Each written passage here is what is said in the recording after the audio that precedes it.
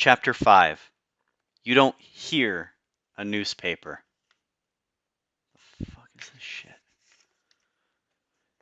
As it turned out, David had called everyone with the news of my visitor. Sally checked in first thing in the morning. David says he's devastatingly handsome. Reminds him of some actor, she began, without so much as a hello.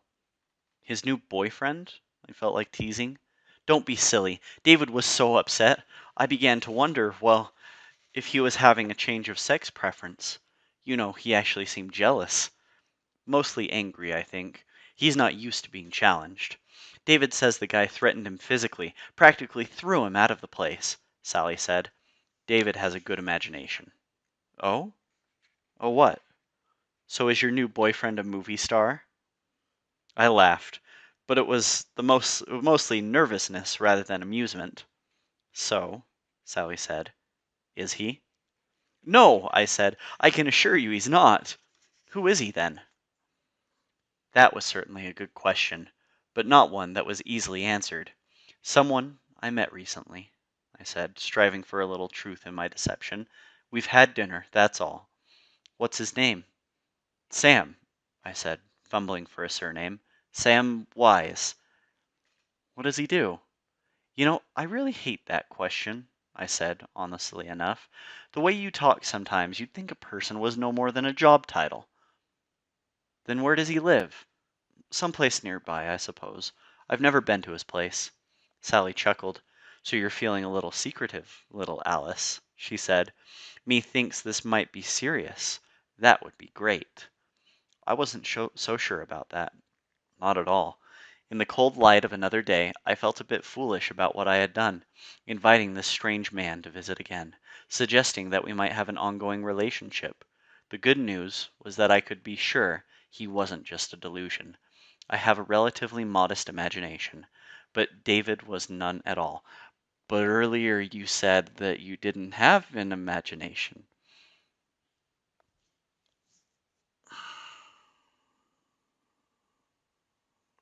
This hurts my brain. Okay. Prompted by the same news, Amelia stopped by on her way to lunch. Is he still alive? Or, I'm sorry, is he still here? She whispered at my front door.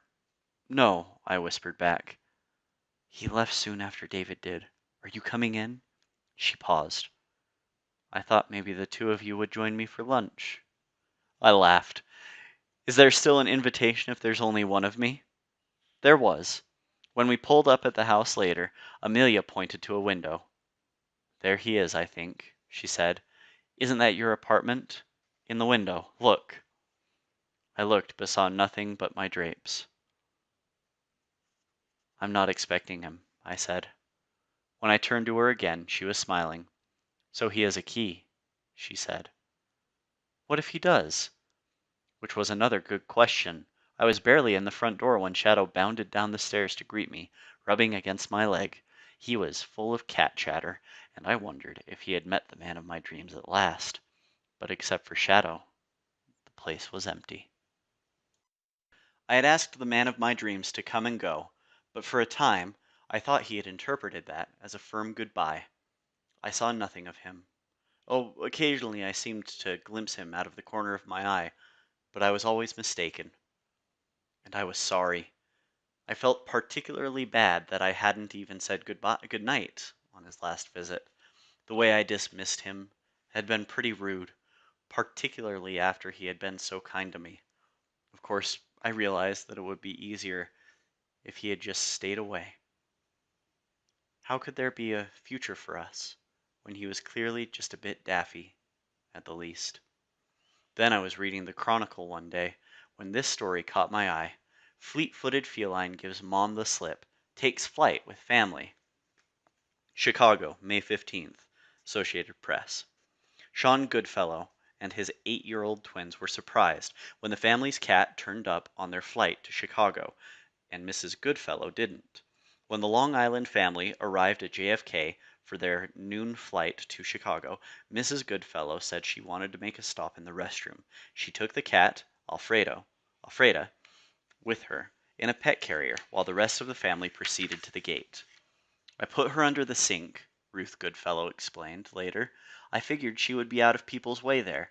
It never occurred to me that some stranger might run off with her. But in this case, it wasn't a stranger who did the running.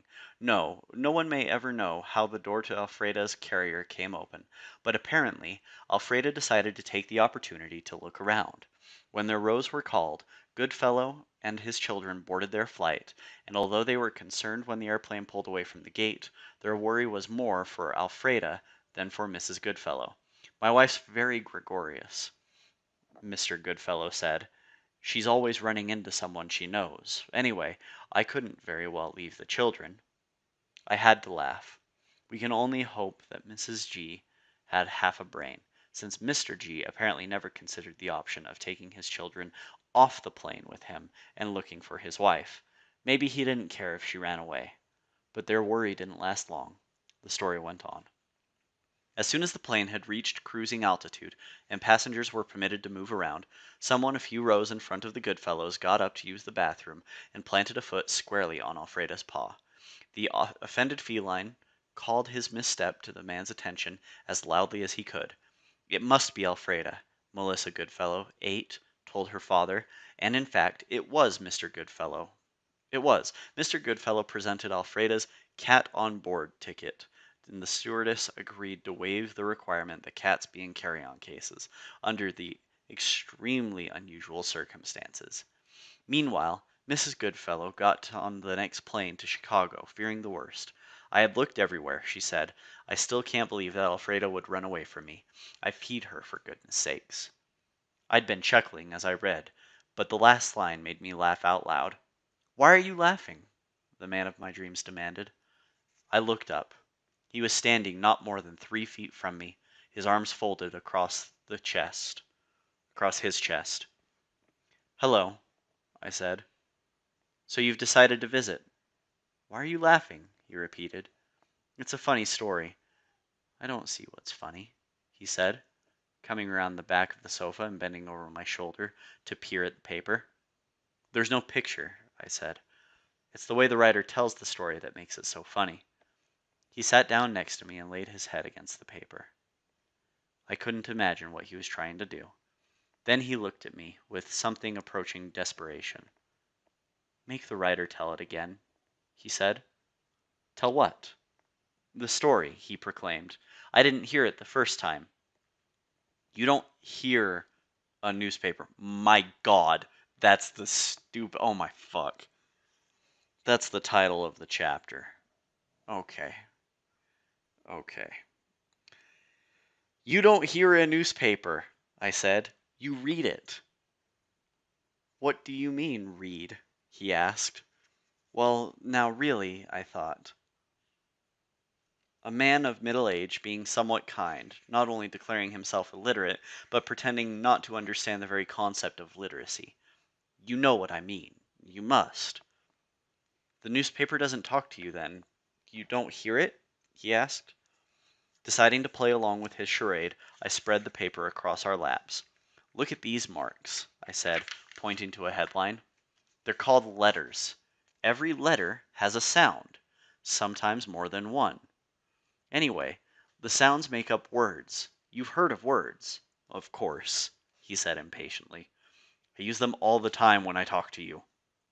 When people do something we call reading, I explained with great patience, our eyes put those letters together into words. And, well, it's like when we can hear someone's voice saying them in our head, and we understand those words the same way I would understand you talking. I know what it says. The man looked at me with great skepticism. Tell me what this says, then, he said. I followed his finger. City to raise parking fines. And this? New virus attacks computers. Then tell me this story you were reading that made you laugh. I sat close beside him, so he could see the page while I read, of course, no other reason, and I moved my finger from word to word as I spoke. When I finished, he took the paper from me and looked at the story again. This word, he said. This means cat? I checked. Very good, I said. How did you like the story? I don't see what made you laugh, but I think I understand this business of reading. Humans can hear with their eyes as well as their ears, he said. It was a rather charming, if offbeat way of putting it, I thought. More or less, I said. I've always wondered, why you spent so much time staring at paper things. In fact, all of my lives, I've been watching people do this, and I've never understood what was happening. It would make me angry watching people spend all their time staring at paper, and when they finally tossed it down and looked at it, nothing happened. It didn't smell, it didn't make noise, it didn't have a halo, it didn't make me want to laugh or cry the way people do. I would get so frustrated. I had a brief vision of Shadow standing on top of my discarded newspaper, shredding it with his teeth.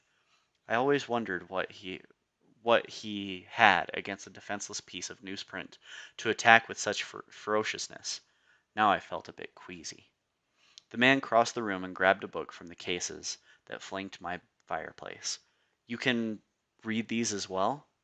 Of course you can read them, I said, but it takes longer because most people read every word of a book, but only a story or two in the newspaper. He put the book away and leaned against the mantel, his head bowed. Are you all right? I asked. He shook his head, a bit surprised, that's all. It sounds like a good thing to do, this reading, but cats don't read, so it can't be very important. He did indeed have the look of a creature whose world had just been rocked by new information. He might not be a movie star, I thought, but he certainly was a fine actor. No one could have played the role of cat suddenly turned man with more conviction. Perhaps cats know everything they need to know without reading, I said, searching for a suitable response. I mean, everyone knows that mere humans are inferior to cats. All beings are inferior to cats, he said with unmistakable disdain for the obvious inaccuracy of his remark, except maybe the great spirits. I am afraid I laughed. He glared at me. But you may have a bit of the answer. Cats do know a great deal. Maybe there's nothing else to be learned by reading. I composed my face. Then you're not missing anything useful. Nevertheless, it's an interesting idea. Reading. What do people say in these books? What don't they say? I took the opportunity to display a bit of justifiable pride in my species. They talk about history, about ideas, about scientific developments, about themselves. They do a lot of that, and other interesting people. Some of it is the truth, of course, but some of it's just stories. For myself, I tend to like the stories best. He seemed puzzled. I don't understand this. What's the difference between truth and just stories? I paused. Even Jesus could only ask the question, what is truth? Um, okay. My acquaintance with the phenomenon was certainly less intimate than his. In this context, it means something that really happened or really exists, I said, settling for a partial truth. Just stories are things that people invent, things they imagine. I bit my tongue before I could add. Like being a cat. You do a lot of reading, he said, and that was certainly true. Do you think you could show me how? I hope this turns into Tarzan. My God, I want this to be Tarzan. Oh, I can't wait for Whoopi Goldberg to show up. Well, I was a trained literacy volunteer, so the easy answer was yes. However, I saw that this answer, like my remark about the niceness of having a man around the house, might have a considerable range of consequences, like regular visits, time spent sitting side by side at a table, or better yet, a couch. Propinquity. What a lovely word. Well, I don't know, I said, not wanting to seem too available. I have a lot of things to do these days. He stared at me with determination. But of course I could try. Let's start then, he said, picking up the paper again. No, I said, with all the firmness I could muster. I have other plans this afternoon. Besides, we should have a schedule. Specific times when you come for a lesson. You can't just keep popping in whenever you please. He smiled. I'd be happy to come more often. Not every day, you know. I have other things to do besides teaching a middle-aged man how to read. I saw a flicker of disappointment cross his face, but he rebounded. Tell me when. Perhaps in the late afternoon, I said. About 5. I was usually home by 5 o'clock because that's when I fed Shadow. And if we ran late, I thought, the man could always stay for dinner. I'm often busy on the weekend, Friday through Sunday, but we could do it other days. I suppose I could call you to let you know when I'm free.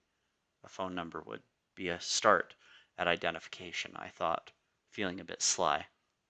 I can't be here at 5 o'clock, he said, but I could come a few minutes later. Maybe I could just come if you're home. That way you wouldn't have to call, he said. I would just be here. Of course, I wondered how he would know that I was home. But it seemed rude to ask, and I didn't want to be rude when we were finally getting along. I let it go. We have a deal, I said, offering my hand for a shake. He took my hand in both of his. He looked deep into my eyes and smiled. A deal, he said. This makes me happy.